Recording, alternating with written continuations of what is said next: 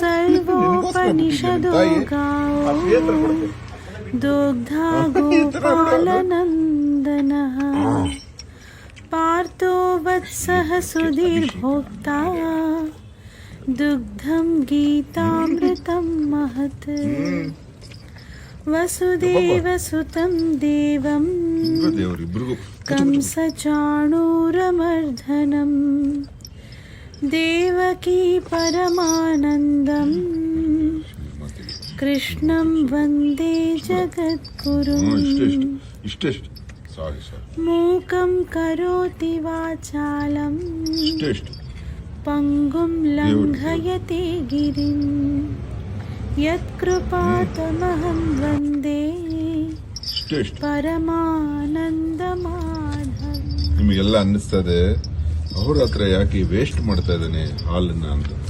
ಅತಿ ಹೆಚ್ಚು ಹಾಲು ಕುಡಿದ್ರು ಕರುಗಳಿತಲ್ಲ, ಮತ್ತೆ ಆ ಹಾಲು ಶ್ರೀಮಾತೆ ಕೊಟ್ರೆ ಸರ್ವ ಜೀವಿಗಳ ತಾಯಿ.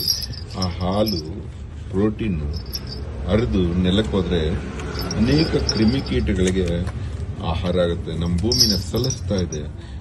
ಎಲ್ಲೋ ಒಂದು ಕಡೆ ಆಹಾರ ಮಾತ್ರ ಭೂಮಿಗೆ ವೇಸ್ಟ್ ಆಗಲ್ಲ. ಕೊಟ್ಟು ತಿನ್ನಬೇಕು, ಕೊಟ್ಟು ಕುಡಿಬೇಕು ಅನ್ನೋದಕ್ಕೆ ಇದೊಂದು ಉದಾಹರಣೆ.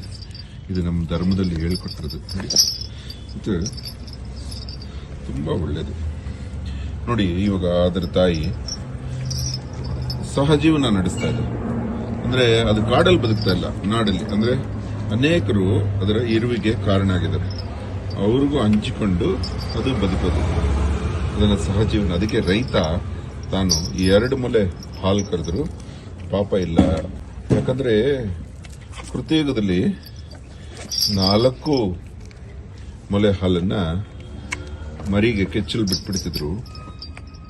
ತ್ರೇತಾಯುಗದಲ್ಲಿ 1 ಕೆಚ್ಚಲು ಕರ್ಕೊಳ್ಳೋರು, 3 ಕರುಗ್ ಬಿಡೋರು. ದ್ವಾಪರದಲ್ಲಿ 2 ಕೆಚ್ಚಲು ಕರ್ಕೊಳ್ಳೋರು ಮತ್ತೆ 2 ಕರುಗ್ ಬಿಡೋರು.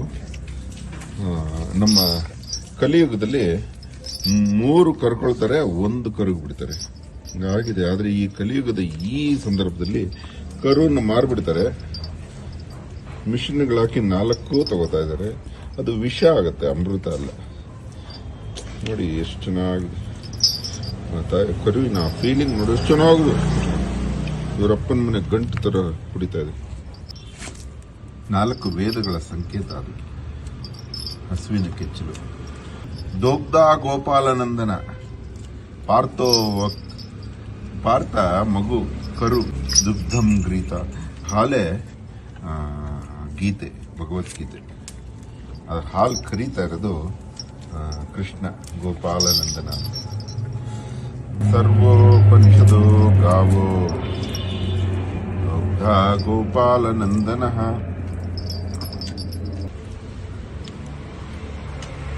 ಧನ್ಯವಾದ.